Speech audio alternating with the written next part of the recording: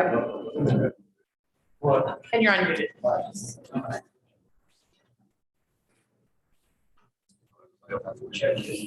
to sign in with them? I'll do this one too.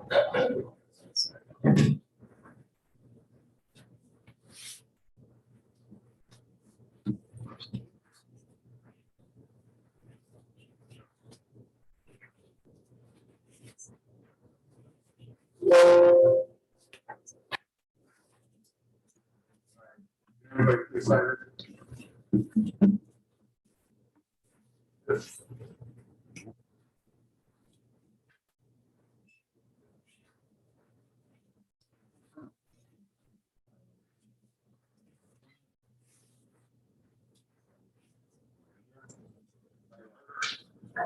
What, not? No, now you're going. Huh? No. Right, you can still log in. There, where's that?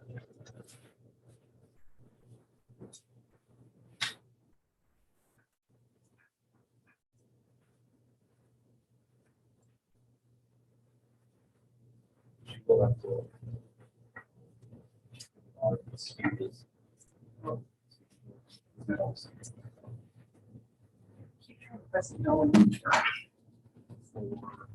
the search sheet.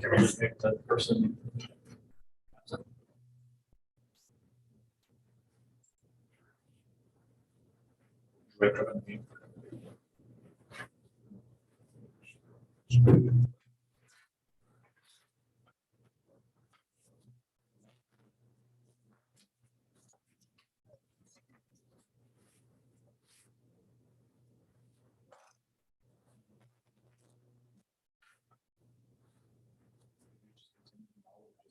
There we go. Okay.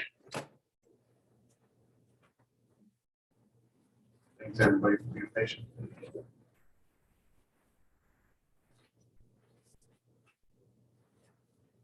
At being 4:30, like to call the finance and personnel committee to order. I get a motion to approve the agenda. Second. Made by Mike, and seconded by Tim. All those in favor? Aye. Opposed? Motion carried. First on the agenda is the tax levy assessment update. Judy and Adam. All right, I'm gonna start out this conversation. And we're gonna go a little backwards to the last conversation. I was hoping not to have this line item on this agenda tonight.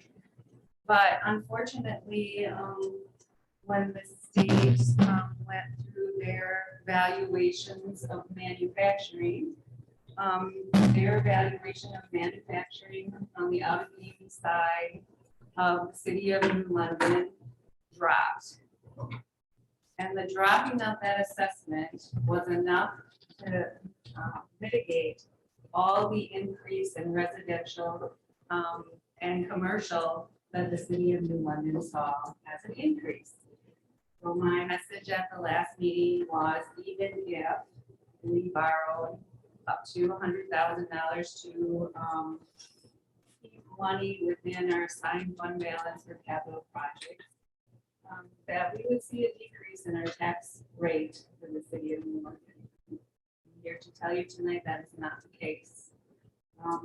I have not, in the 28 years I have worked for the city, seen such a large increase, $44 million to be kind of exact, and then saw a decrease in assessed value. And I did bring Adam in.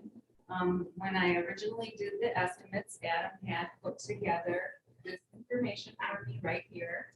And when I presented those estimates to you, I utilized what we.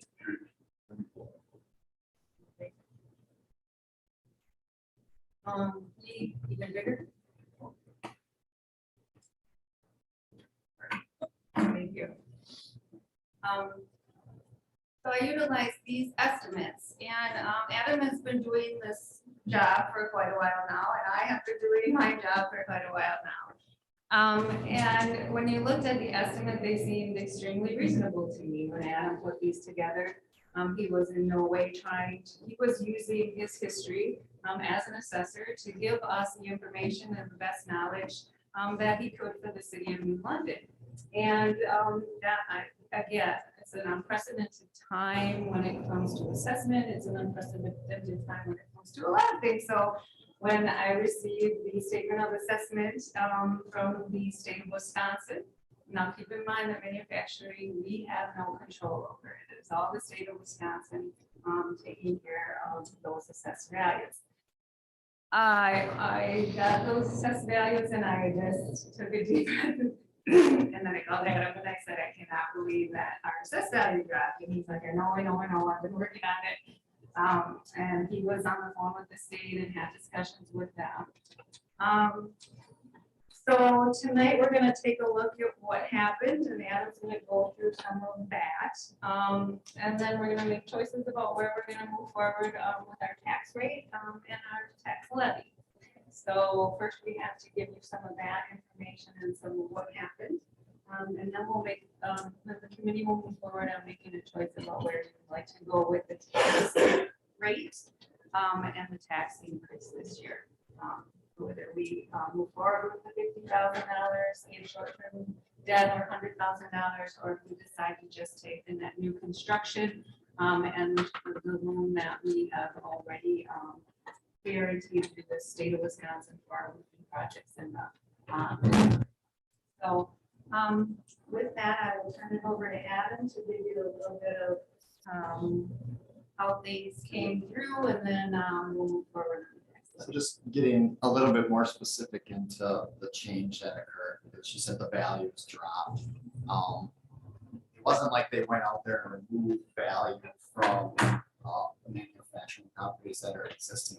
What this result is from is the level that are on the board review with me. We talk about the level of assessment for the community. And what that is measuring is, we did a revaluation in 2017. We don't chase the market each year. So since then, obviously the local market, residential, commercial, has appreciated since the last time we did a revaluation. And what the state's doing every year is they're analyzing sales in comparison to our assessments, and they come up with this level of assessment ratio. And it's a measure of where our model is in comparison to the market. As Judy mentioned, manufacturing isn't assessed by our office. What they're doing is assessing at full market value every year. But to maintain consistency between property classes, the residential home, manufacturing property, they apply that ratio that's determined from our assessment model compared to sales to the manufacturing full values. So that ratio reduces, in this case, the full value, market value, manufacturing value to a level that's similar to what the other houses and properties in the city are assessed at. And what we're talking about is the change, the jump this year, or the decrease, is significantly larger than I've ever experienced. If you're kind of thinking about what's happening in the residential market, values have spiked, since COVID started, prior to that, the last couple of years. Where it gets into what Judy's talking to, she came to and wasn't anticipating. They released the ratio quite late in the year. It just came out in October. So for budgeting purposes, I put together for all my municipalities the spreadsheet that was up on the board, trying to estimate what that ratio is going to be. I'm looking at a lot of the same data as the state is. What happened was I was more conservative in rating what the appreciation was going to be. Honestly, I was looking back at trends. I looked back at times during the recession when we saw jumps. I was trying to get a feel for what equalization was going to do. Getting down to numbers, I was anticipating 3 to 4% change in our ratio, and it ended up changing 7% and in the downward direction.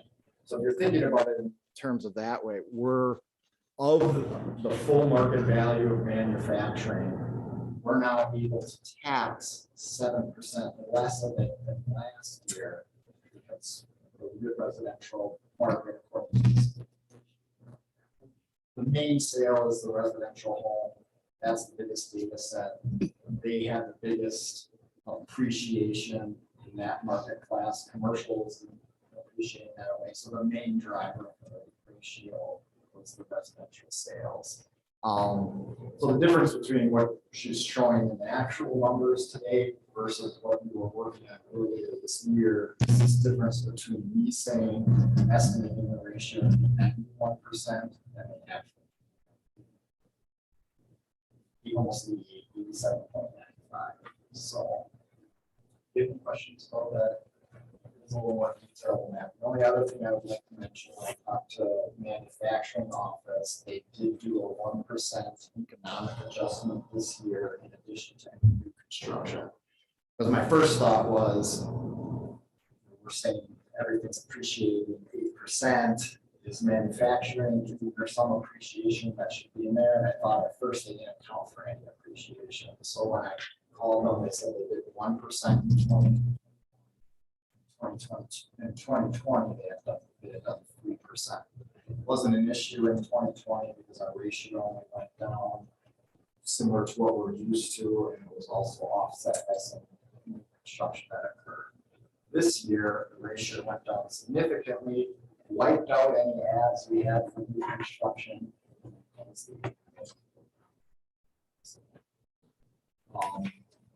With that too, the other piece of this is because we're at 88% now, first year out of compliance in terms of thinking about the reval. So the requirement from the state is we must assess properties within 10% of market value once every 5 years.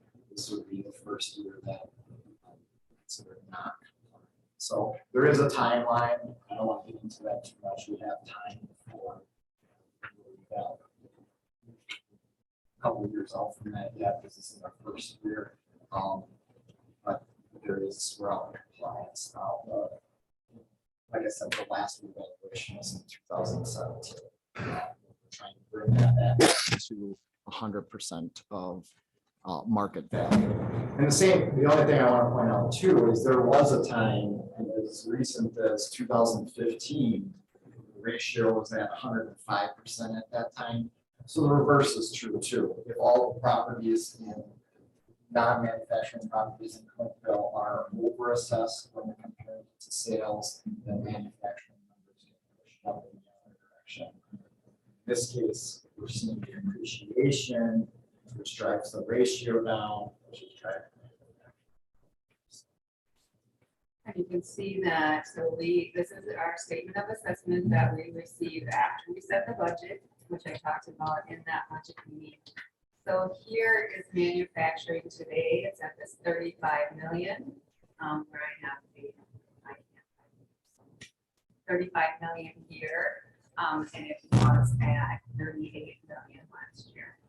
So that was the biggest reduction in the assessed value of both on those statements, because I get one from Allegheny County and one from Wapaka County. But most of our manufacturing sits in Allegheny, and that's where you're seeing the bigger, the larger increase.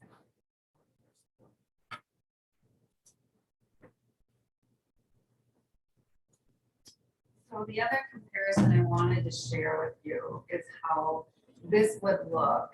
So last year's taxes, actual tax levy, was 3.7 million right here. Okay, so this is last year's tax levy. 0.95. And here was the actual tax bill.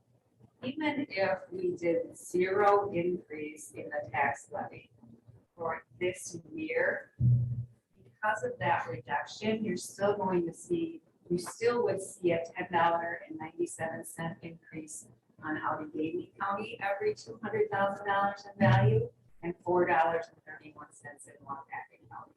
So that's how it affected our tax rate.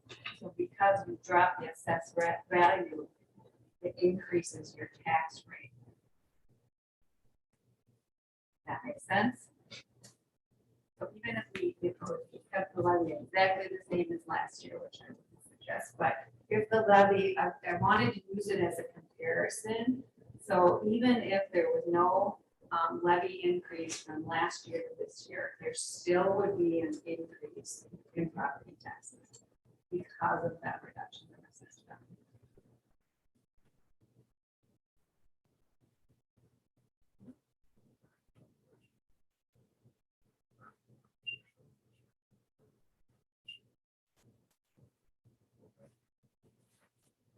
You're seeing a smaller increase on the Wapaton County side. Yep, that is all figured in. Oh, you mean the actual county levy? Yeah. Yeah, we don't talk about that at all. We try not to make our decisions within this community based on, like, you're just gonna get yourself, you have your net costs, other kinds of issues.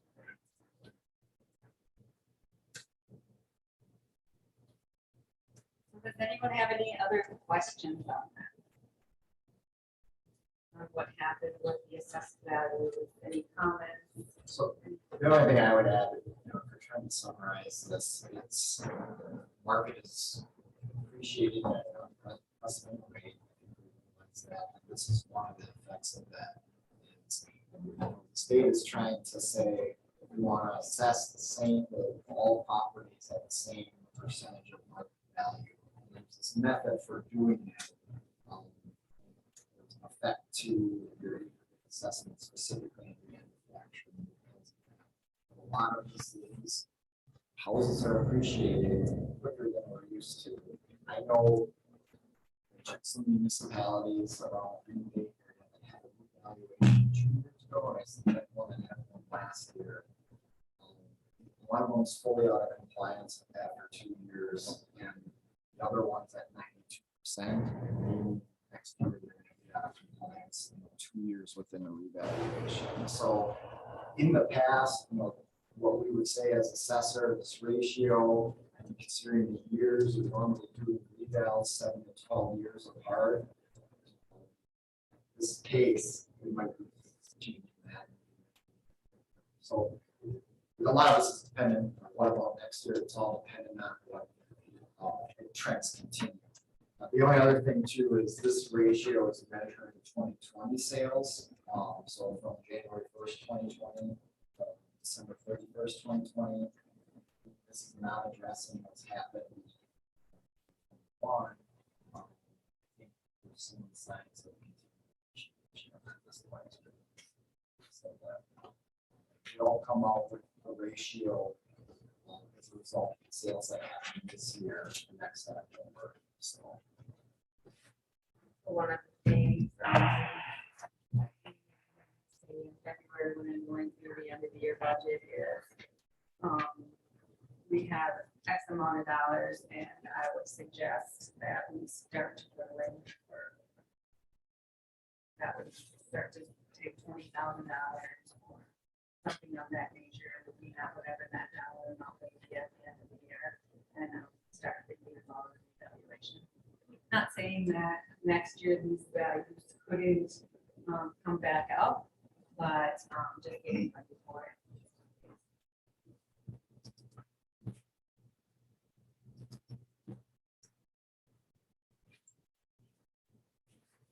So then I guess at the same time, do you have any other questions of Adam?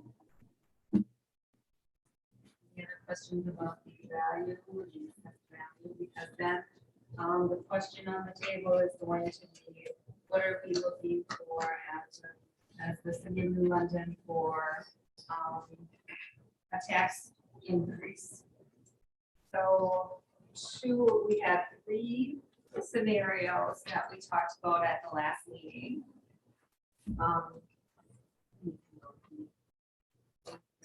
Thank you, Adam. Thank you, Adam.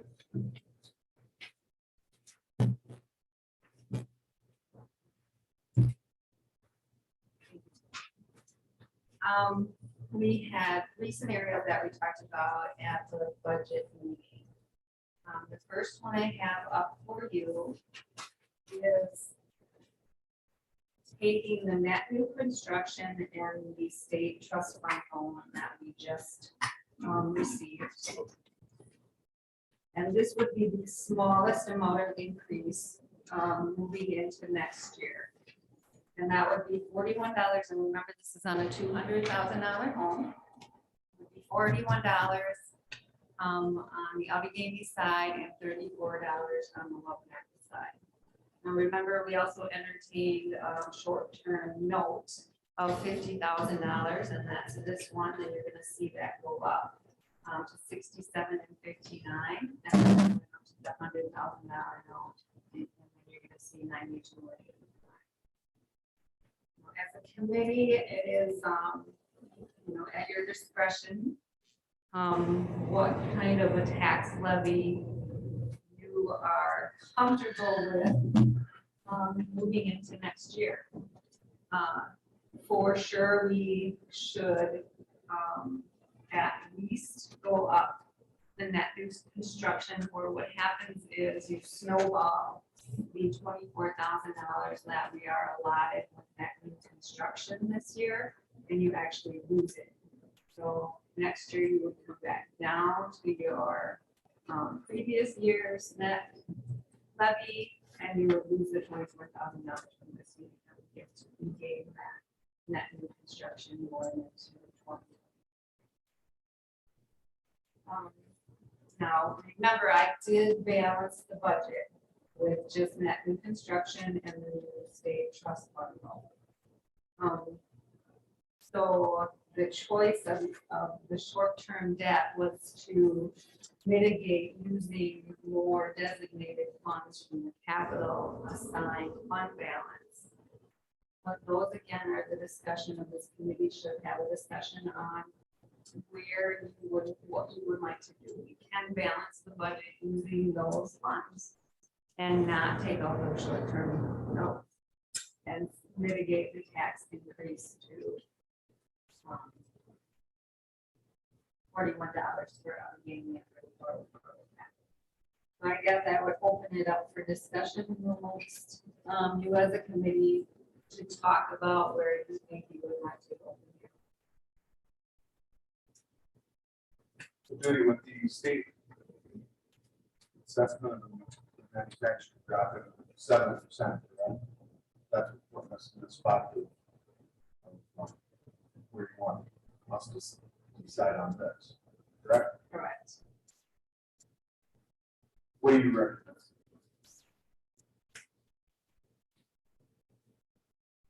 I would like to. I think I would, this year, I would stay with this increase right here.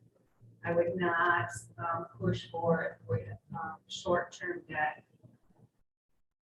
My accounting side of me would love to see you move up to the $100,000 so that I can hold on to designated funds and we can use those in case something happens to the market next year. But none of us have a crystal ball and we have no idea what next year is going to do.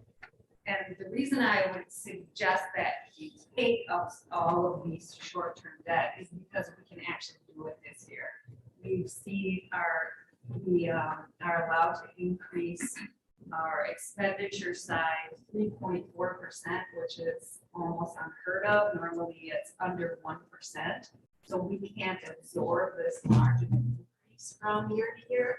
But I would also understand why we wouldn't at a committee want to approve that with the message that I put out, thinking that we weren't going to have an increase in our budget at all. So, but if it was my perfect world, I would say, yeah, I would love to see us take out this short-term debt or something in between at the $50,000, so that we can increase that operational side or that levy side that we are allowed to increase just because we can. And that's a very rare instance where we see, and it has to do with inflation. So we're seeing inflation, so the rate is up. And if you're not in an inflationary time, you will see that rate being at more like interest rates, where it's flat. So you don't have a lot of room within that. Expenditure restraint is what I'm talking about. And we get $120,000 if we stay within that expenditure restraint. So we have to from year to year. We depend on that money. And we are in a year where we have enough capacity within that 3.4% to be able to take it. And I talked about that, I touched on that at the last meeting, how I was actually thrilled that we were gonna be able to use some of the capacity that we had. But again, situations explain, you know, tax levy, and it's going to be, you know, what you guys are comfortable with. But in my accounting world, if I can capture some dollars, certainly it's be helpful for the city in the long run, but I would understand the difference. You know, your decision. My feelings on it are, we've been talking about not raising the taxes. So I think if we go for either second or third option, I think we're cheating on what we had said before. I realize what's happening in some. I still think we should see the smaller areas, just from what we had discussed before. Okay, with easier comes.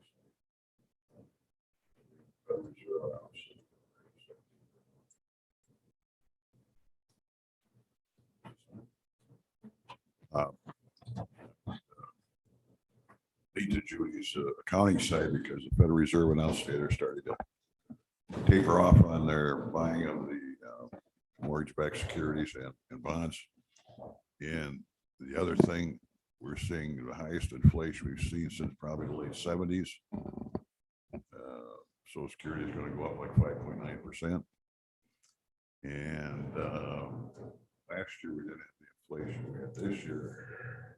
Still, property values have gone way up.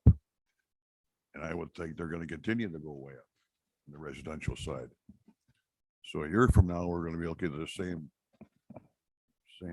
problem, I think, if we don't address it now.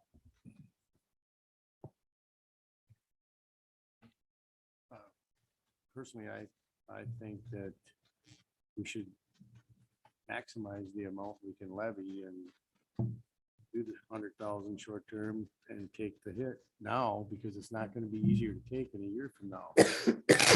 We're only just beginning to see. Okay, that was a preliminary. Everything is preliminary. It's like, somebody asked me, when do you think we're gonna get there? We're gonna drive to last meeting. Well, it's gonna depend on the weather.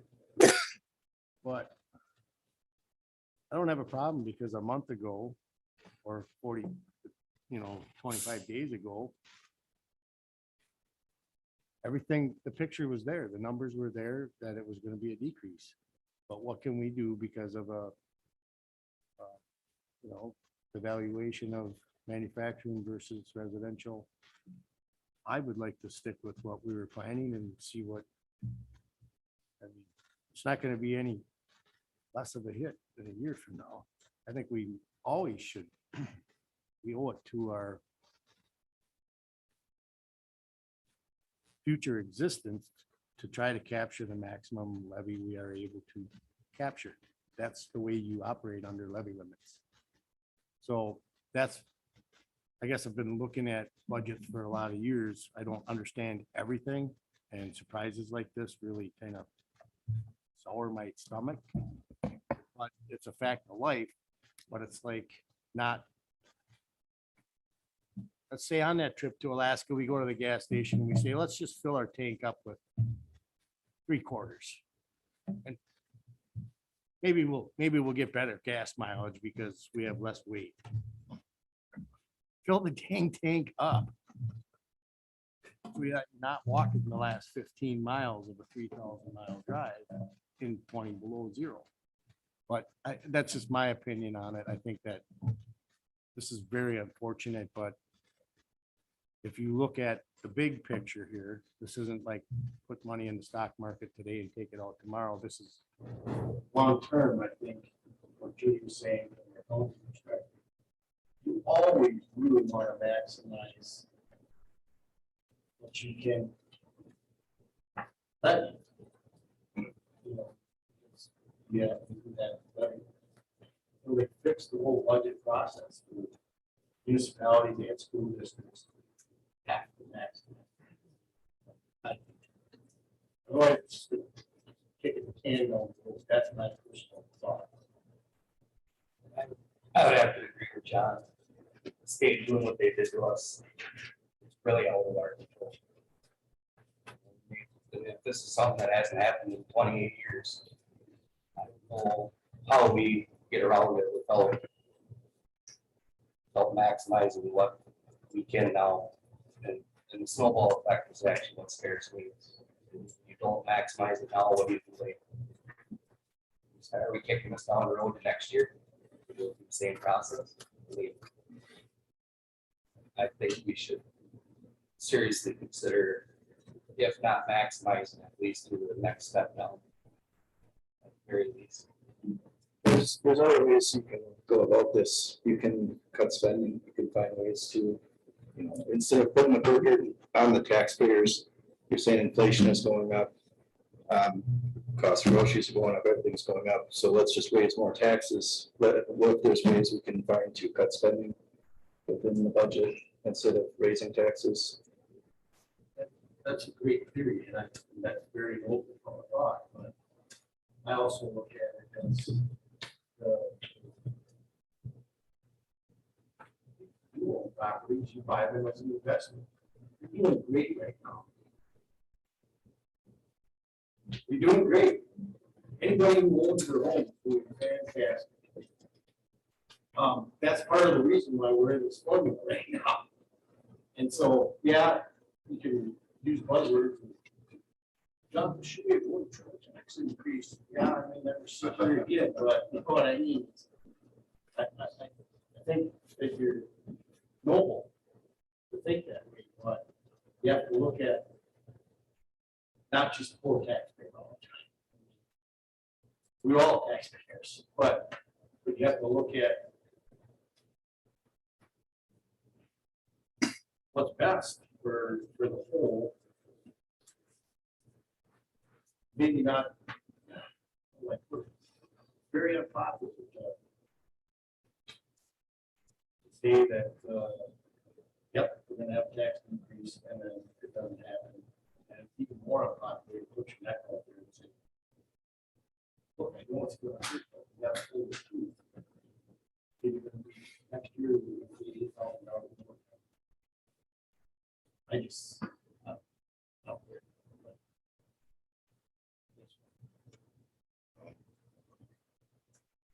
I think, what you tell him, I think we've only just begun. Because my vision goes back to the late 70s, early 80s.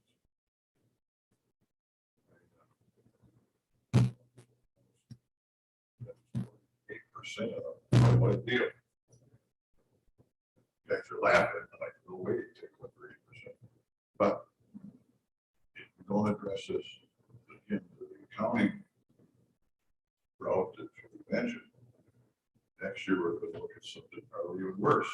Year after there's something even worse than that. So I think we bite the bullet, be honest with everybody, and wait on that basis. So, and Judy, correct me if I'm wrong, I mean, the 50 or the $100,000, I mean, the purpose that we're looking into that is really to help our infrastructure, help the capital side of things, capital side of things, so. Not operation. Correct. So what we're looking at, if we look at that short-term loan, and you guys are gonna see it in a little bit, all the different type of, capital requests on that capital projects and equipment list, we're not funding even close to all that, so if we want to hit that $500,000 mark for funding percentage of this, we either A, you have to look at a short-term loan, or B, you're gonna dip into your reserves. Once you start dipping the reserves, you know how that's gonna be. So I mean, what we're looking at with this as far as infrastructure, we've got all these different projects, we've got all these different requests from the public. I mean, to look at, continuing to look at reducing the taxes, that's great, but what are we gonna reduce? I mean, we keep on getting hammered all the time, we want more services, people want more services. We keep on hearing people want more and more and more. It's hard for city staff, the level of staffing that we have now to provide what these provide at a high quality level. So, it's a matter of what are we going to continue to provide, and put all the numbers that we have the lowest tax rate of any city to look back account. We have to justify anything, but another thing to consider. Next, what's the board with this? Mr. Roberts, not to cut you short, but I think you bring up a valid point about cutting costs. Seeing where we can take that out of the budget. But my stance that is the second part of this equation. And our first equation is to see what we can do with our budget. And then from there, see how we can manage that with the cutting the costs. I mean, repurposing. Well, it sounded like she was okay with the original tax increase, and then John brought up borrowing the $100,000. So I guess I just don't see the point of borrowing money for the sake of raising taxes. I think that if we're okay with what we're at, then why increase the tax levy just for the sake of increasing it? You said we could operate under that one? I feel like we should say that.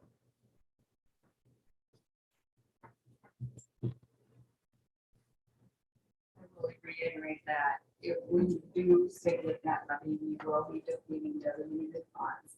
And I am not sure next year that we will be able to capture the dollars again. But yes, we can operate under that. We will deplete our capital funds. And then where we go from here, obviously we're not with them, so we'll see what next year brings. But just to read it, that was a very, really good point, Chad. If you do reduce spending, it is in capital. It will not be an operational reduction.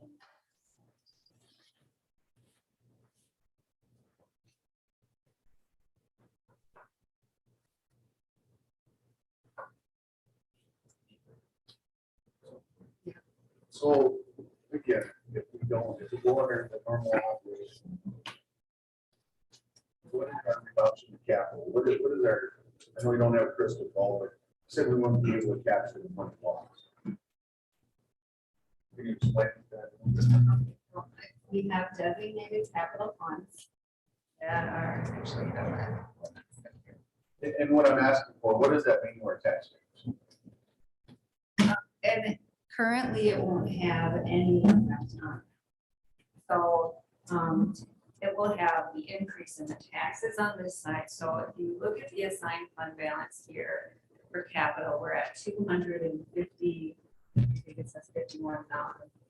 But I wear contacts that make me see up front, see close, not far away. So 257. But what will happen is if we choose not to take the dollars, we will deplete this by $100,000. So we would be down to 150,000. One other question for you, three, while you're on this now, what does that do for our bond? Because I know you always like to see that, you like to see 3 million or whatever, and for our bond, we go up for bond. What does that do? It would do nothing because I take it out on the very last day of the year and I pay it back on the very first day of the next year. So there is no effect on it. So if we Did go that into, answer your question? I'm sorry. so if we go into a negative of 100,000 compared to what we have now, next year, what does that bring to ask our constituents? It's all gonna depend on how the values come in and yep, so it is hard to say what that adjustment is going to be. What it will do though on my accounting side is it brings my levy up by $100,000. So that's where I start next year. So I start at the higher dollar amount and then my percentage is based on that levy. So if we have a lesser levy, my percentage is only that lesser levy times 1% versus the larger levy times 1%. Because we are restricted by the total dollar amount for that. I think that's what asking me. Yep. So that is what it does. It will allow me to take a large levy increase, as large of a levy increase based on whatever percentage that comes in. So then every year, oops, sorry, but so every year forward, we're gonna be behind. Great. You could Because never. it's always a you less could amount never every be single year. Right. But And we've been city has been tight for years and cutting enough spending for years that I don't see how we can afford to lose that money now. I agree. So what I'm- I think just take it. What I'm understanding is we're not necessarily just raising taxes to raise taxes. We're looking at a future thing to maintain, sustain our accountability. Our taxations. We're trying to maximize the restraints that are put on the community by the state. And it's really difficult when you have a levy limit of $24,000. We all know, this is an $8 million budget. When you're talking $24,000, it is really difficult to function in an operational setting when that is your increase from year to year. And this community, or these department heads have done that. The only increase we're talking about here is capital. So if you look at it, and you remember our operational budget went up by less than 1%. And then, so we're in an environment where you can't increase your tax levy. And the only way you can, the only reason I'm talking about this is because they won't allow us to put it on the levies. We have to have debt structure in order to increase taxes. So if I took, so let's say if we're at $2 million, and I'm allowed 1% of that, and we could actually go to 2.1 million. What it does is next year I lose out on whatever percent it is times $100,000. That's the increase that we're losing. Because we didn't increase it as much as we could. Actually, we could probably go a little higher, but when I was looking at things, I thought this would be a very even mark. So this isn't capturing all of the 3.4% utilize, but that's getting to be. If you start getting rid of capital, your trucks are getting over 15 years old, and the maintenance actually costs more than buying new stuff. We've seen that. You can see it by reports you get of what vehicles are in. It's the older ones are constantly in getting stuff repaired. And the longer you make trucks, the more it actually costs to keep it than to buy a new one. So at a time when cost of everything is multiplying this fast, we want to cut it. It's uncomfortable. It's uncomfortable with the discipline of kids. I'd be comfortable making an emotion to instruct the finance director to maximize that levy potential and authorize the 100,000 short-term borrowing. So the motion would be to approve a 2022 tax levy in the amount of $3,895,200. Let's go. That'd be the $100,000. That one. Yeah. Would be authorized the borrowing of short-term obligation of 100,000. There you go. So with that said, I know that's what you're talking about, filling the gas tank up. And I asked you what your recommendation is, and it kind of, we didn't get a full commitment out of you. Where, kind of what my understanding was, you're going towards the 50,000, but I wasn't really reading 100% out of you. Do you feel one way or the other more justifiable or no? Counting wise, I'd rather maximize it. Okay. And I think that's where I talked about to start with. But I also understand you have constituents as a community and that you need to understand, what their tax rate increase is going to look like and why. So if you're comfortable with what I am saying, I would definitely recommend the $100,000. But if you're not, and you want to, the $50,000 is also going to help the community. It's also going to help our designated funds. if we just take I shouldn't say just, if we take the net new construction and the state trust fund loan, that's the first one, we're not gonna capture any of that increase. But the $50,000 will also capture some of that increase. Like I said, when I put out the 50,000 and the 100,000, there was more capacity there, but there's a time where you just can't do that. Right, it's too aggressive and too much for a community. It's very working class community, and I understand that. And I have to tell you, even when I look at these kind of this increase, and then to first say there's not going to be an increase, and then that's why I'm probably teetering more than I normally would, because even me looking at a $92 increase, I'm sure if you have a $200,000 home and a $92 increase, I'm not sure that you as a person getting that in the mail is going to think that that's as big as it probably bothers me more than the person who's going to get the tax bill that's $92 more, because I've gotten them $200-300 where I was like, oh, so I'm also a real estate taxpayer. So that side of me also wants to be very conservative about the increase in taxes, because I think we need to think about the people out there paying their tax bills too. So that's my two sides of my job, is I'm an accountant who would love, wants to maximize the restraints that we are under as a community. But I also understand that things might, with what has happened in our economy and the things are difficult. So. Thank you, Judy. I think you've given us all kinds of information and guidance. Thank you. I would almost look at possibly going to 50,000. Because yes, we're gonna raise taxes. We're gonna gain something. I would rather people see this year and this happening. Now, if it happens again next year, they know we've lived through this. We tried to do something. We didn't go way off board and just jack the taxes way up. That's my opinion of it. What's that? Have a second on John's motion. Do not have a second yet. We didn't have it, should have a second.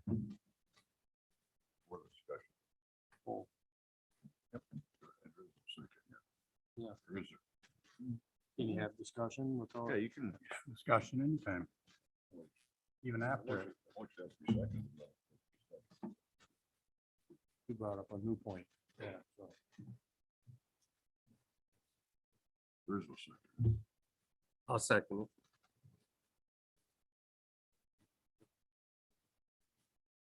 Motion's been made and seconded for the $100,000 thing, right? What is that? 3.895 million tax levy. All those in favor? Hold say on. what? Oh, we're doing this? Yeah, if we Yeah. could. Then you have discussion like we're voting on. No, vote. Get asked for discussion. Oh, is there any other discussion? If it gets turned down, then you go to another motion. If this gets voted down, then we go to another motion. Yeah. For 50. If it's voted. Right, that's what I just said. So we can vote. Yeah. Nicole. Steve's got to get his. Oh, gosh. Well, now this is there's all sorts of problems here. Just needs this. We're not supposed to Yeah, do but this. the mayor can still vote, and this is set up for with him as a tiebreaker. I can voice vote. I can voice vote because you're just doing that to. Yeah, and I gotta figure out how to do Steve here. You can just take. Steve a can vote voice right now, right? Oh, yeah, because it was the other one I made absent. Go ahead, vote. So, yep, he's good.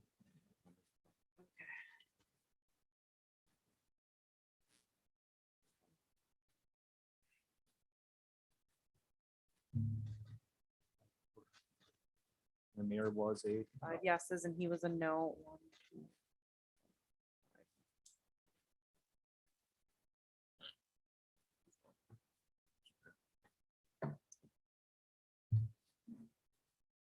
So it's a tie.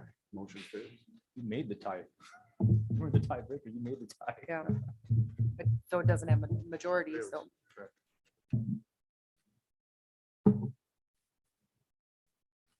I would like to make a motion that we approve the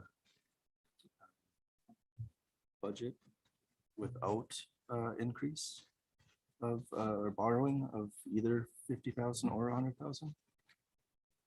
Second.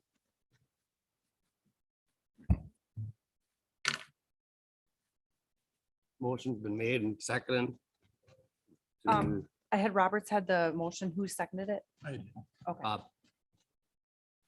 Or what is that, the No short-term borrowing. The- at all. Right, the 3.735, 371. 3795200 actually. So we get the right dollar amount. Dave, did you call for discussion? No, is there any other more discussion? In other words, this motion is negating what motion we just voted for. That motion failed. That motion failed because there was no majority. It was 5-5 tie on the first one. 5-4. No, Mayor can The vote. mayor can Gotta vote too. on finance.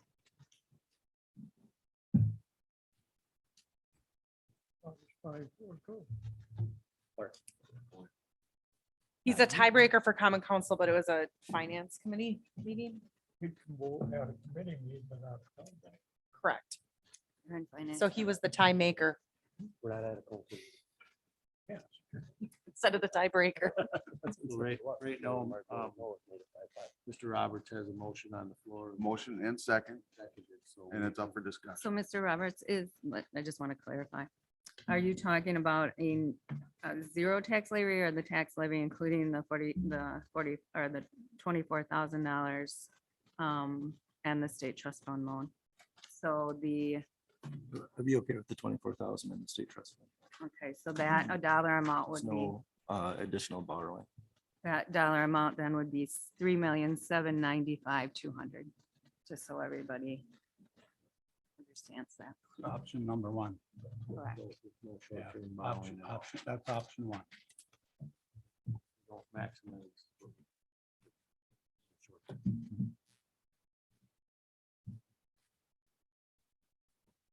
Any other discussion?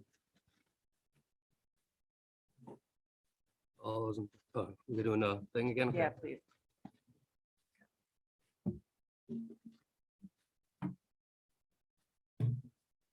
And I also voted no. Motion failed. I'll make a motion that we do the middle one. We have a Motion's been second? made and seconded by Mike. Any other discussion?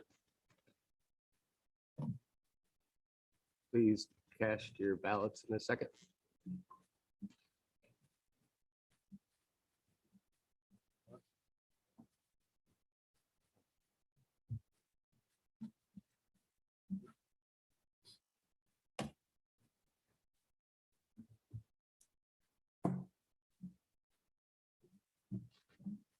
Dennis? Okay. And I also voted yes. 7, that carries. Nice dancing with you all.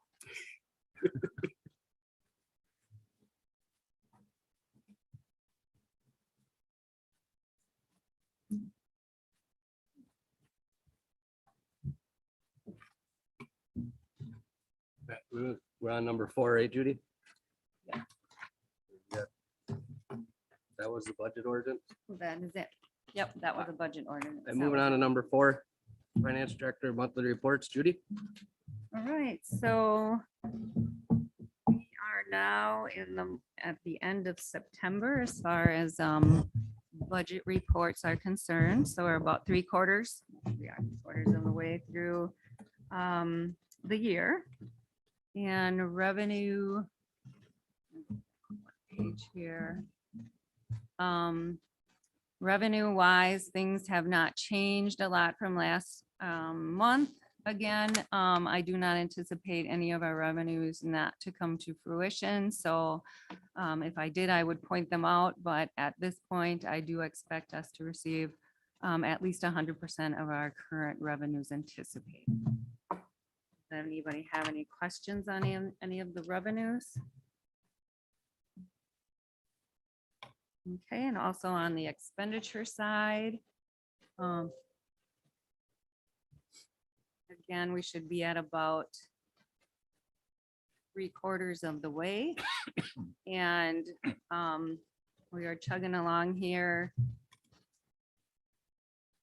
Except in the equipment replacement area, which we intend to use designated funds for in that capital fund to make up that difference. And we did budget for that, so it's not something out of the ordinary. You can see our equipment maintenance, something that you should think about as we talk about replacing equipment at our capital projects meeting next. Is we are at about 93%. Again, we are a little bit high. I would expect that about 75, but sometimes we do some maintenance ahead of time and not all at the end of the year. So I'm going to anticipate that's the only one that we're gonna see go over.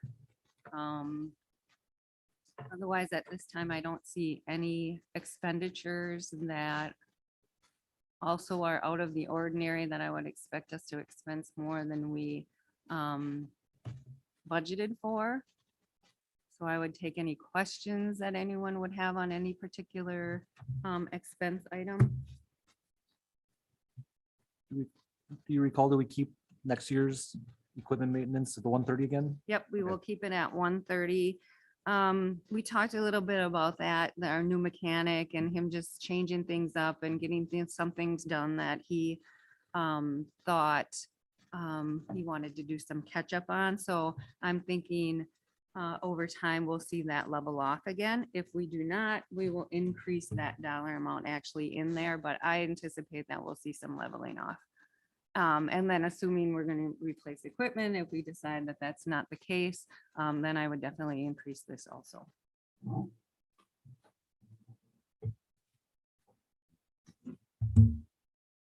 Any other questions?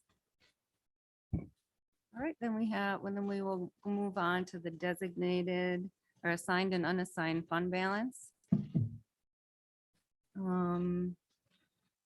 And none of these have changed either. I'm waiting for the dollar amount to come in on the kayak launch to decrease this dollar amount on the boat launch. So I'm thinking by next meeting, I should be able to do that. Otherwise, everything in there also remain the same. Any question on any of the designated funds? And then our current bonding schedule. Oops, our wheel tax is first. I must miss that one. Yep. Wheel tax. We did receive a bill from Shawano Street for $61,000. So we're currently at about $30,000 in that fund. Actual revenue 92,000, and then just a list of projects that actually were completed and some that we're looking to complete.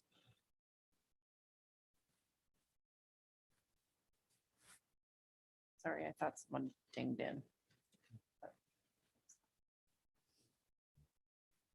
Right. Any questions on that? And then our bonding. Now that we have our state trust fund loan, I will take the roof replacement out of here. And we'll add those dollars back in. But we're at about $1.3 million here. A lot of these projects have been completed. We're still waiting on the trail and the roof replacement. I'll be working through that, but a lot of the bulk of this is actually Newton Blackmore Trail that is left here. That's it for that. And I can move on to my report.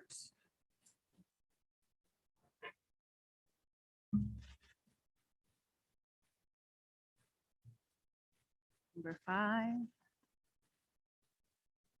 So I finalized the debt service, the budgets, and I presented those last month. I attended an in-person meeting for the first time since COVID. It was good to get out and see people again. Department heads completed their capital projects and equipment needs, and April and I spent time updating that. I should say she actually spent more time than I did. But the department had spent a lot of time on their capital, 10-year capital list that we'll be going through next. Nicole and I sent the information to the state trust fund loan. A lot of the documentation and information, just so you know, that flows through the city, goes through the city clerk. So it's kind of a nice checks to make sure that I or herself, there's a lot of checks and balances within the information that flows back and forth. So not only I am seeing that, but also somebody else in the office, just so you are aware of that. Nicole and I continue to complete and coordinate two neighborhood investment grants that we're working on. And I think we've talked about this in the past, that we were trying to maximize some of the ARPA funding that is coming through from the state of Wisconsin.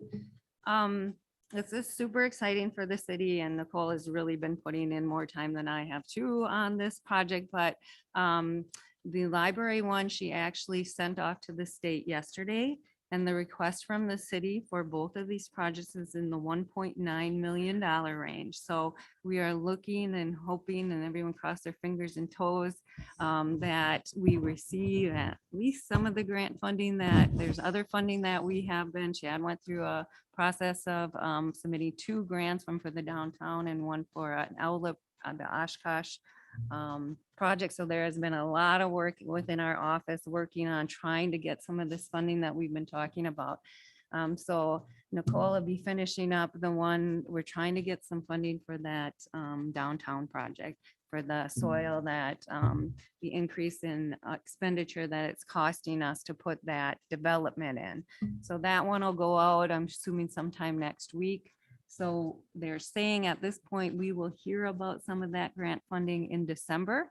I'm not really sure that's going to happen there. They must have so many grant projects and grant reading on their plate that, but hopefully we'll hear by mid-December about both of those grants. And like I said, it would be super exciting if the city could even at least get one of those.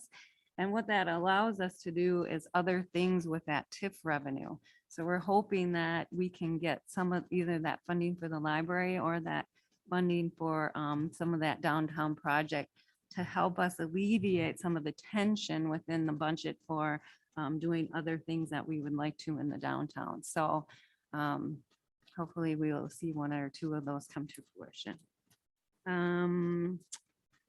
Jill and I approved the health insurance contract was approved. There's some We Trust meeting set up with the employees so they would know about the changes that happen.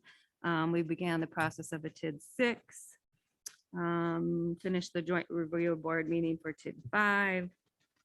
And now we're gearing up for tax collection season. So once we finish the ordinance tonight, then we know what we're gonna levy. And then towards Thanksgiving, I'll put all the information together and they go off to the county to be printed. And then just to make sure that we're fully staffed and we know what's going to happen when we start seeing the taxpayers come through the door so that we're ready for them. So we're starting to think about that process. Also, all of the things that need to be sent to the state, to the federal government as far as payroll information, lots of year-end processes at this time, both in the month of December and going into January and February. So as a lot of people gear up for vacation, our office kind of gears up to hunker down and get a lot of things done over the next couple of months. So that's where I'm at. Any questions on any of that? Okay, thank you, Judy. Is there any other questions? If not, I'd ask for a motion to adjourn. That motion. Been made and second. On second. What's that? Second by Fouché, and it was Roberts with the motion. Yeah. Sorry. That's all right. All those in favor? Aye. We're adjourned. You want to take a break?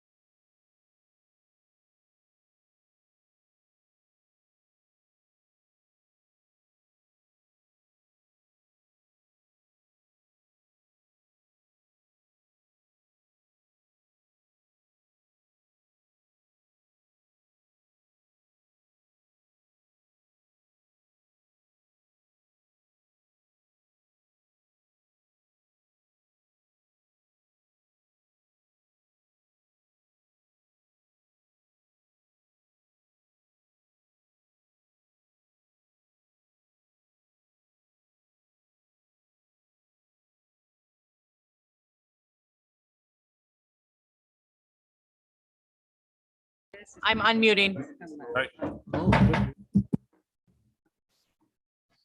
You know, that's 5:45. I'd like to call the capital project, equipment and project committee meeting to order.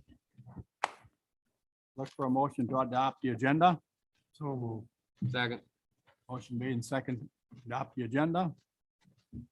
Review the 2022 and 2030 through 2031 capital equipment and project schedule. Judy. All right, so for those of you who have not been through a capital meeting before, I just want to give you a little background of how this works. So when we put out our regular 2022 budget, at that same time, we request that department heads look over a 10-year capital equipment and project schedule and update anything. As we know, life changes, things change, priorities change.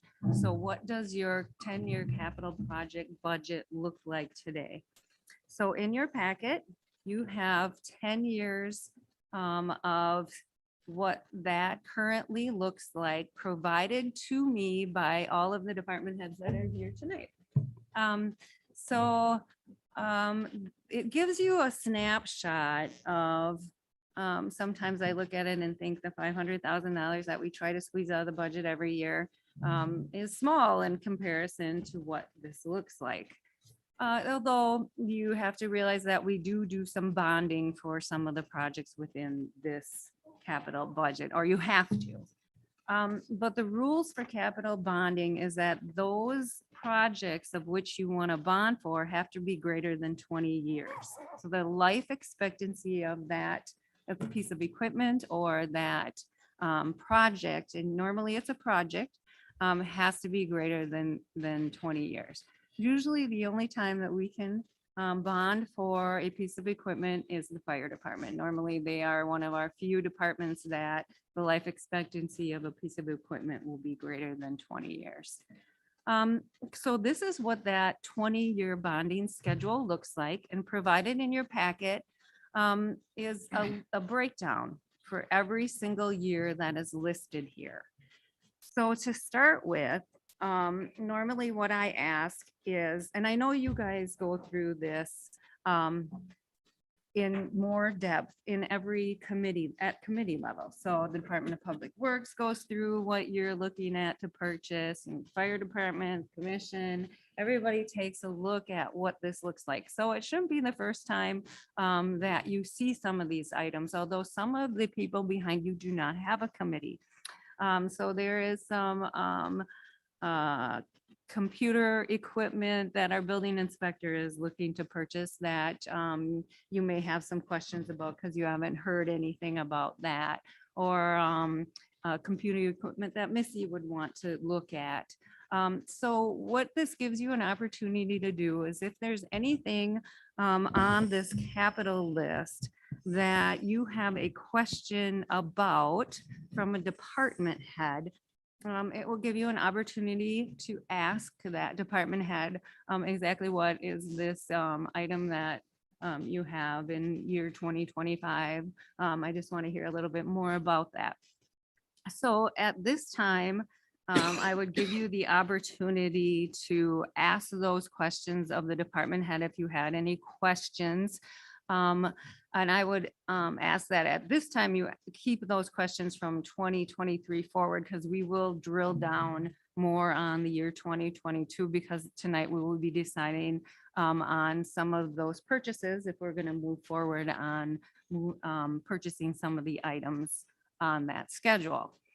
Also, I would like to let you know that we did meet as department heads, and this is common practice within the city. Chad called a meeting together and got all of the department heads together, and we took a look at the current schedule for 2022 and prioritized what the equipment or purchases would look like for tonight. Not saying that that's going to happen, but we agreed or talked about what is in the best interest of the city, not in the department, to continue to move the city forward. So at this time, I would open it up to ask you if anyone had any questions of the department heads year 23 to 2031. And as you can see, things do get a little slimmer as 31 rolls out, but we did have a change in a number of department heads, and I would anticipate as those department heads get more acclimated with their areas and they can take a look at their needs and their lens, that we will see additions in this schedule as we move forward.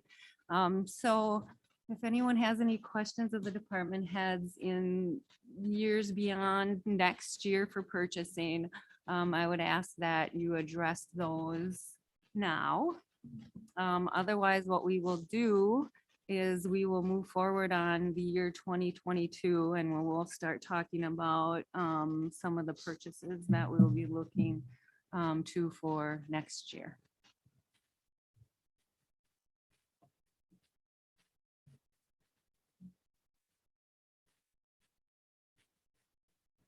Okay, if there are no questions on that, Nicole, if you want to bring up the Excel one, thank you very much. So I don't know if any department had wanted to talk about anything specifically, because otherwise what I was planning on doing was talking about the prioritizing of the equipment that we were gonna just do tonight. And then you guys can ask questions of those purchases that we're looking to get approved tonight as I go through the list. So I'm just gonna start at the top, no particular order. And the first one that we would look at approving tonight would be the replacement of the 2008 Volvo front end loader number 215, including a new front plow and additional wing at $225,000. If anyone has any questions about that piece of equipment, Chad can talk about that, but I'm sure you have talked about it at the Department of Public Works. And Luke is on Luke is on Zoom too. as well. Oh, and Luke is with us. Yep. Sorry, I didn't know that. And the reason why we're looking at these specific things is because of the lead time. Some of these things, as we know, we're not spending any of this money until 2022, because that's when you got the money, is 2022. But there's a couple of these things that traditionally, like we've done the squad cars, the front end loader. Luke can actually comment. We've got a truck, that box truck that we ordered. What, Luke, I think we ordered that in February and we're still waiting on that one. So you can kind of see that the lead times for these things are kind of crazy. So. Right. So yes, to reiterate that, the department heads know that even though these pieces of equipment are approved tonight, they actually they will start investigating or looking at or getting estimates of where they may be able to purchase this piece of equipment. Although they do have some estimates provided for you, there still is some legwork that needs to get done. And as you know, it's already November. How long did it take you to get your last cars? They're probably what, 10, 12 months old. I think we ordered them in November, we got them in September. 10 months. So that is, yeah, 2 years ago too, that we did that. We didn't order any last year. correct. Yeah, we actually skipped a year because it took so long. So that is a very good point, that none of this money is actually allowed to be spent until the beginning of next year. It also cannot be spent because the budget actually does not get approved to the council meeting next week. So anything that is approved tonight also has to go to council next week before anything can even be considered for purchase.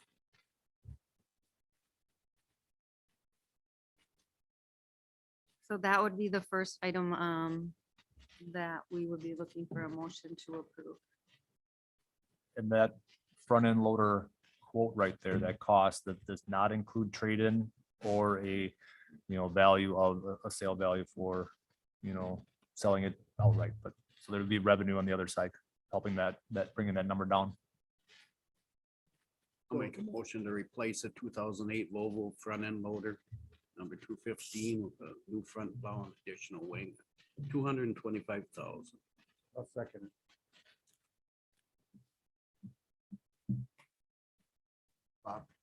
Oh, excuse me.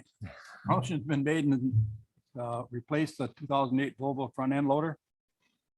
All in favor? What we're gonna Hold on, do. we're gonna do- We we're gonna can use keep it on using a- this. Oh, you're gonna do it up here? Yeah, so fun.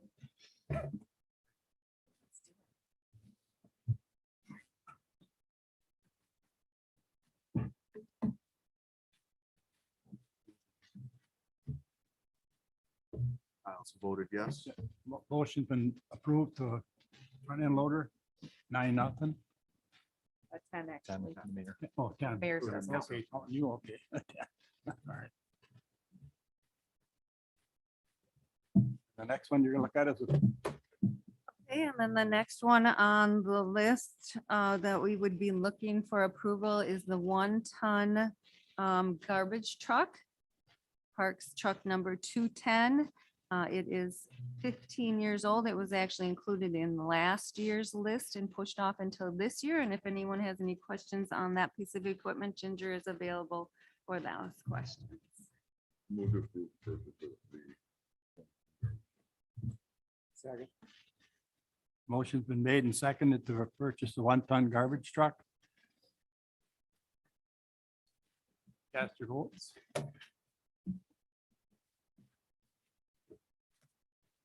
Motion's been approved. I also voted yes. Carries 10-0. 10-0. All right, then the next item that we would be looking for approval is the 2 police squads. move the purchase of the 2 police squad. Second. Motion's been made and seconded to purchase 2 police squads. Zog made the motion. Who was the second? I was just wondering, Dennis. Okay. did you guys get 2 new squads of reserves at the thing? Typically, we've done that. One year we tried to do 3 and we ended up spending, I think it was over 25,000 in repairs. So we kind of went back to that, except for last year, we didn't buy any squads. Because we got our squads so late in the year, we decided to put them off for another year due to the fact that we wanted to replace the radio system at the PD. So we went with the replacement of the radio system, thinking that we could pull it off. At the time, we hoped that they'd be back on normal trends, but we're still probably looking at, I would guess, 6 months to year out. So looking at 2 each year, and then what we do is we kind of shift those, the ones we're done, we either shift them to other departments or we sell them. So we push them down because our vehicles are used 24 hours a day. And when they're lighter use student vehicles, they'll stick around, they'll pay for a little bit yet, so we do shift the equipment from department to department. And that's worked pretty good that for like vehicles like Park and Rec and, public works director positions that just use the back end of the life value of those things for, like she said, the lighter duty trips and things like that. So. Thank you. Motion's been made to approve the police vehicles. Vote.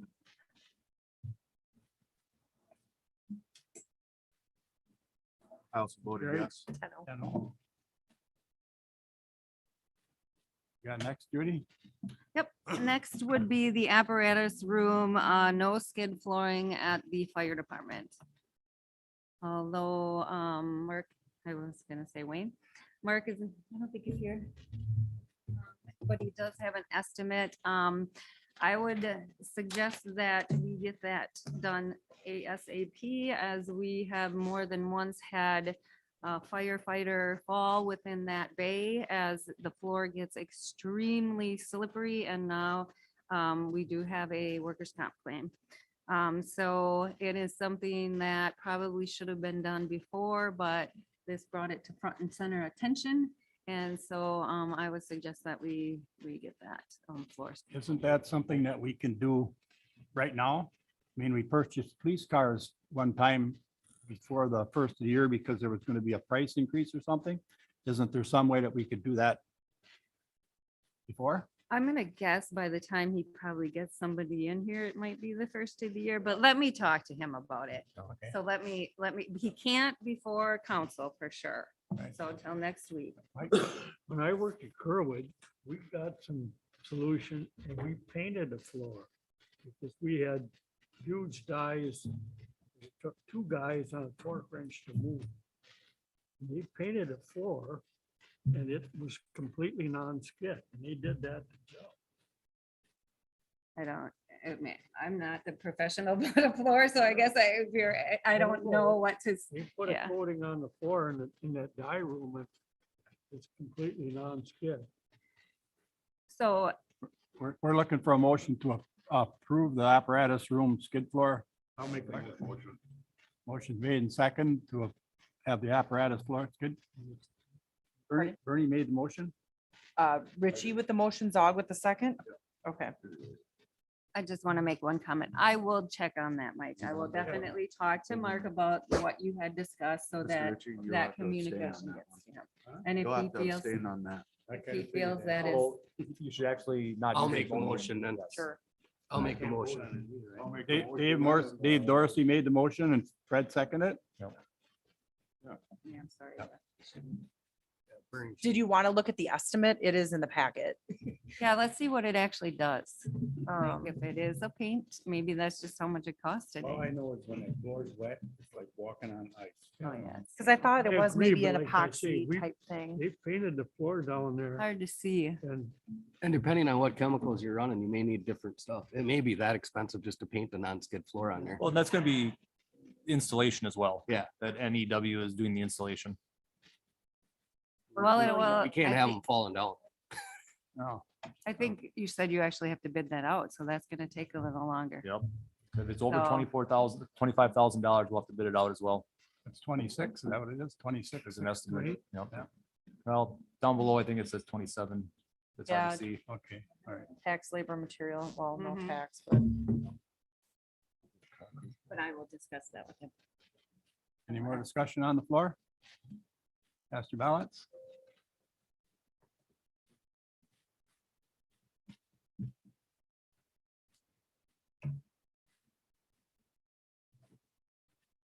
True discussion on the floor. Yeah. You gotta press abstain. Motion carried. I 9-0. also voted yes. 9-0 with one abstention. All right, and then the last item that we would like to talk about approval tonight is the street patching and sidewalk patching program, $25,000 respectively. We just need to keep moving forward with this program, and there's a process to go out to bid. I think that's where they want to, or find people to come in and do that work for us. So that takes some time. So we need to get this approved so that we can move forward in that process. I'll make a motion for street patching program and a sidewalk patching program at 25,000 each. Motion's made and seconded to approve the street patching and sidewalk patching. Any other discussion? Cast your ballots. I also voted yes. Motion carried 10-0.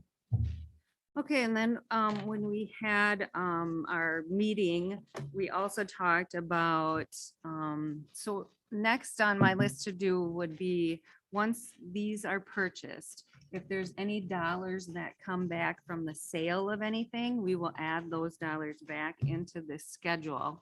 And then we will meet a second time in February is what I'm thinking, because by then I will have the end of the 2021 budget completed. And we can talk about what revenue sources we're going to see into this capital plan. And then we can continue to prioritize what's left on this list. As you can see, there was $500,000, $1.2 million in requests.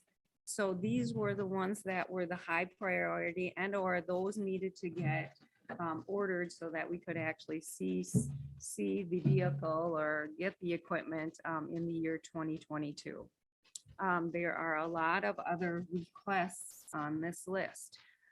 Also, when we talked, we know that we will be going out to bonding in 2024. So one of the considerations to the department head is there anything as far as a project is concerned? And we didn't answer this question at the meeting, but we talked about it.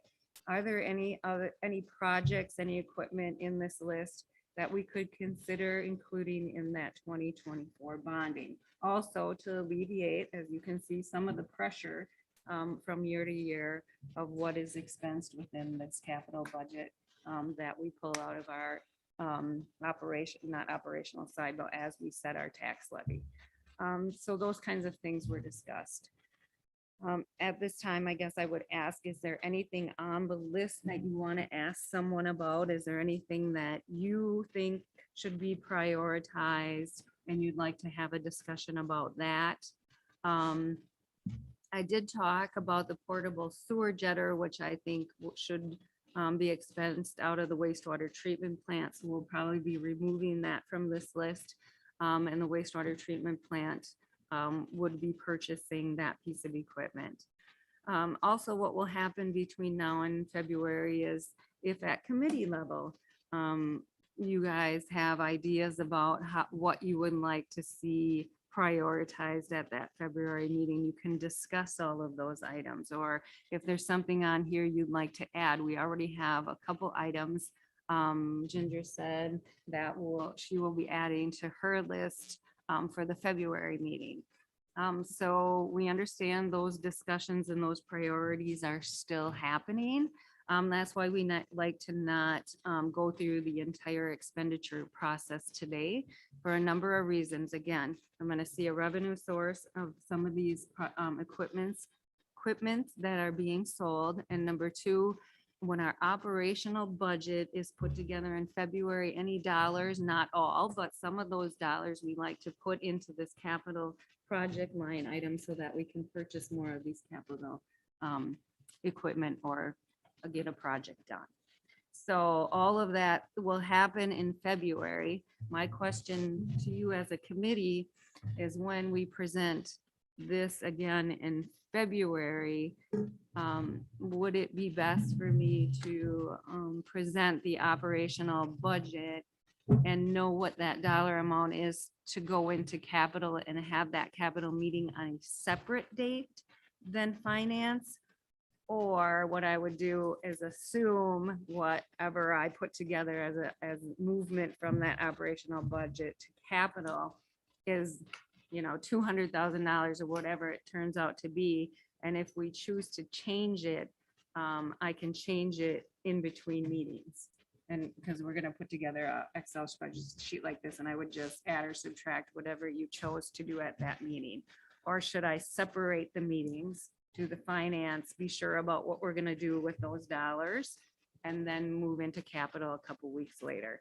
So I was thinking either the meeting immediately following finance, or if you prefer like February 16th, two Wednesdays later. I have one other question for you, Judy. Mhm. You're talking about capital equipment purchases. Would that sewer truck, the green machine, whatever you call it, would that come out of the storage fund? Or would that be? Yep. That will. Yep, that comes out of the Okay. sewer budget. And they're looking at that in another year or two? That, I see it's not on the list. Right, because they that's have their what's- own list of Yeah. projects and Yeah. their own list of equipment. Okay. And that was actually all approved at the budget hearing.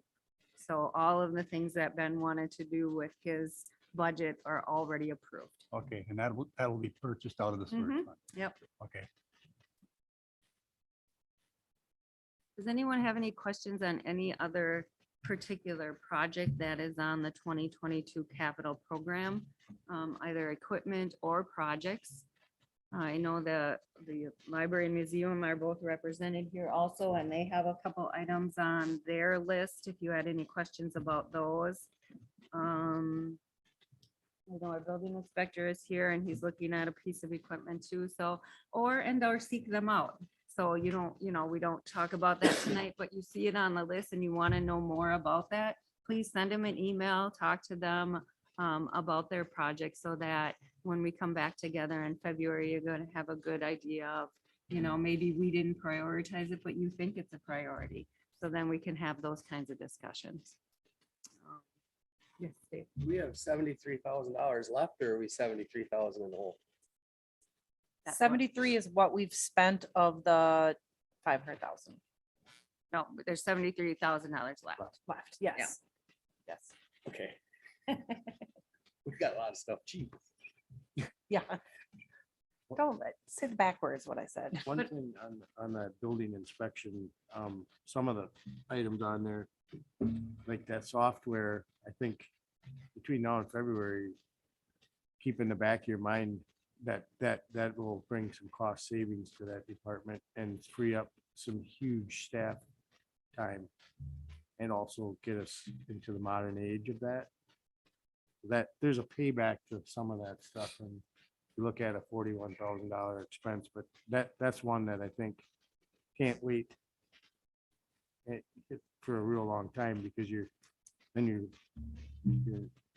just not getting the most out of it if you wait a long time on something like that. So my suggestion would be that we invite Dave to the next finance committee meeting and he talk about that purchase, so that at least educate the committee more on what that looks like. Unless you want him to go into that explanation tonight. Time to put that together and assess time, things that we want to probably hear, how much it would free up staff time and really make his life much easier. But rather just get it in people's minds now before. There's two items on there. One has to do with the comprehensive plan. We've got to the point where that has to be done. So that's something we're probably going to have to push through. The other is some software that I'm looking to kind of organize the department. Our record retention hasn't been good in the past. I'm having trouble finding old permits and getting some historical data on some of the properties that we're dealing with. It also would combine the code enforcement part of the department that I do, and also the zoning. This software is set up for building departments to kind of track permits, any attachments to any property, including tax information, pictures, notices that go out. It also has software that's available with several templates in it. So if we have to send out a stop work order on something, I don't have to create that. And then all you do is type in the address, and it's already got the code stuff in that language. So it's basically a few clicks. So it would, it's a little daunting task to kind of keep up with everything in the department.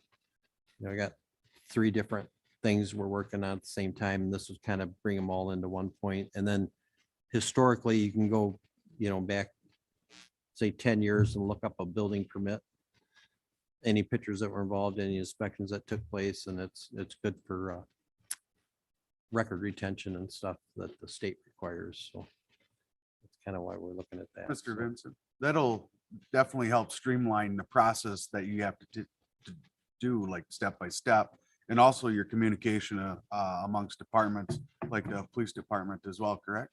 Absolutely. So anybody that would get access to it, and could be aldermen, any city people, you can go into, type in the address, it'll bring up parcel number, it'll bring up any actions that have taken place on that property. You could go back like 6, 8, 10, 12, 15 years, at some point. We could take some of the documents that we have now, scan them and put them on that property. So it'd be kind of a one-stop. So you could look up all the zoning issues, all the code enforcement issues. You can look up tax information. It's got links to all the GIS stuff that we have now, and all the permits. And then, so we go out and do an inspection and say there was some corrections that need to be made. It'll generate a letter for that. It'll email it off to the owner. And it'll also be there for anybody that wants to go and look at that. So you had a trash complaint at 214 Smith Street, an alderman or somebody could look up, they go in there and it'd be all my case notes. We've been out there this many times. We sent a notice on this date, compliance date's due here. Owner called up, her husband's in the hospital, they need more time, it has extensions in there, but it sets all your appointments for all your inspections. So it kind of keeps track of that, because we're getting people, quite a few of the people aren't pulling permits, and then secondly, not calling for inspections once they have pulled them. So it's set up to kind of help the building department, because our departments most of them are one-man shows here. So you're trying to keep up. You don't have a secretary, so you're doing all your own paperwork. So this would kind of combine everything into one spot. So once you're set up and running, it's gonna open the amount of time you have to do due diligence on other items and tasks. Yep, kind of help prioritize things and, you know, the co-compliant side, you know, you can't spend as much time on it as you obviously probably should. So, you know, building permits kind of seem to run the department, and as time permits, you know, you got tons of zoning issues coming in. Like I said, the software has the capability of having code sections in it, so you can just click in something, it'll fill in that, say you got to send out a notice, it infills all that stuff right into the body of the letter. So you can generate compliance dates, recheck dates. So it's a pretty handy tool. I've used it for about 20 years at another municipality I worked at, and Sounds exciting. so, okay. All right, thank you, Dave. Thank you. So do we want to schedule the meetings together or do we want to separate them? What's everybody's preference? Run them together. Run them together. Have She them can back. change the numbers in between the meetings, the 5 minutes she has in between, that's. It works. We could give her 6 minutes. She could give her 6. What'd you think, Mr. Chairman? I'm not chairman of this one, sir. Finance Committee. Huh? Finance. Yeah, that meeting will be at 4:30 pending. Yeah. Yeah, just follow it up with capital projects like we had for. Oh, do you want, what date did you want to have set on that then, Judy? So that it will be February 2nd, February immediately 2nd. following finance. And the time might change pending next Tuesday's meeting because we might be changing our start of our meeting times, but everybody's aware of that. We might be starting them at 5 o'clock or 6 o'clock or I whatever. would advise if we're doing 2, not. Yeah. That would be not next Tuesday's meeting, be the following if we have a special council meeting. Oh, the special council. Yeah. Yep, okay. Okay, is that everything then, Judy? That's it. I'll look for a motion, entertain a motion to adjourn. So moved. Made and seconded. Third. Okay, all in favor? Aye. Opposed? Four. You get them? Yep, I got it. Thank you. Not yet.